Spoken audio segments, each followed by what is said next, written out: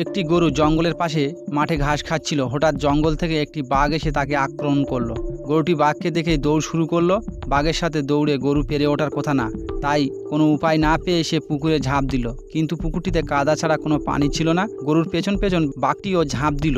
বাঘ ও গরু কাদায় গোলা পর্যন্ত আটকে গেল। বাঘ রেগে বলল, কিরে হারামি, তুই আর লাভ দেওয়ার জায়গা পেলি না? এখন তো দুজনেই মরবো। গরু হেসে বলে, তোমার কি মালিক আছে? বাঘ রেগে বলল, বেটা, আমি হলাম বনের রাজা, আমার আবার মালিক কিরে? আমি নিজেই তো বনের মালিক। গরু তখন মৃদু হেসে বলে, একটু পর আমার মালিক আসবে, এখান থেকে আমাকে তুলে নিয়ে যাবে আর তোমাকে পিটিয়ে মারবে।